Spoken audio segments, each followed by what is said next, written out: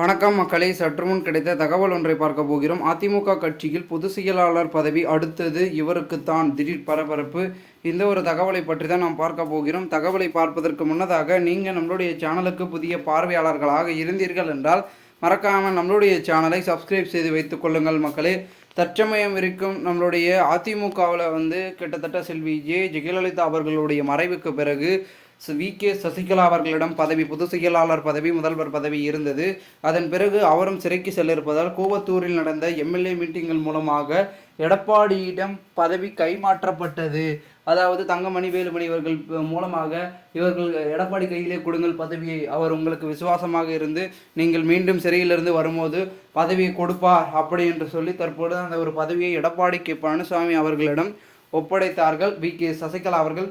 அதன் பிறகு என்னவாயிற்று, எடப்பாடி பழனிசாமி பதவி ஆசை வந்தவுடன் அதன் பிறகு எல்லாரையும் கட்சியிலிருந்து தூக்கிவிட்டார். பதவிக்கு யார் எதிர்ப்பாக இருக்கிறார்களோ அவர்களையெல்லாம் தூக்கிவிட்டு அதிமுகவை தன்வசப்படுத்தி தமக்கான ஒரு தலைமையை படைத்து தற்பொழுது அதிமுகவை வழிநடத்தி வருகிறார். ஆனால் இவர் பொதுச் செயலாளராகி 3 ஆண்டுகள் ஆகிவிட்டது.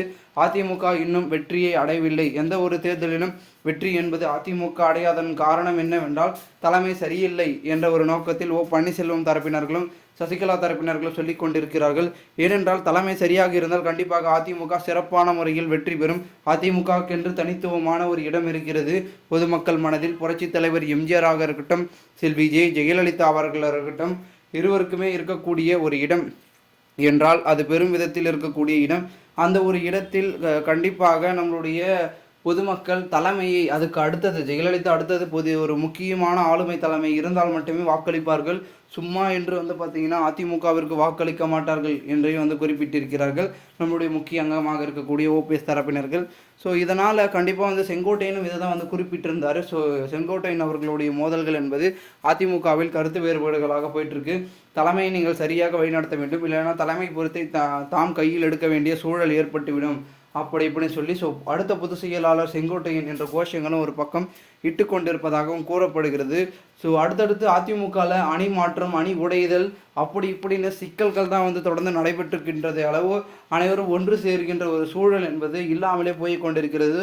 ஸோ அடுத்த பொதுச் செயலாளராக நம்மளுடைய அதாவது செங்கோட்டையன் அவர்களே இருப்பார். ஏனென்றால் 48 ஆண்டுகளாக நம்முடைய அனைத்து இந்திய அண்ணா திராவிட முன்னேற்ற கழகத்தில் சிறப்பாக பார்த்திங்கன்னா ஒரு நிர்வாகம் செய்து கொண்டிருக்கிறார் என்று கூறப்படுகிறது. இந்த ஒரு சூழலில் ஒரு ஆளுமை என்பது ஒரு அனுபவம் வாய்ந்தவர்கள் கையில் மட்டுமே இருக்கும். அது செங்கோட்டையன் அவர்களுக்கு இருக்கிறது என்று செங்கோட்டையன் ஆதரவாளர்களும் சொல்லி கொண்டிருக்கிறார்களாம்.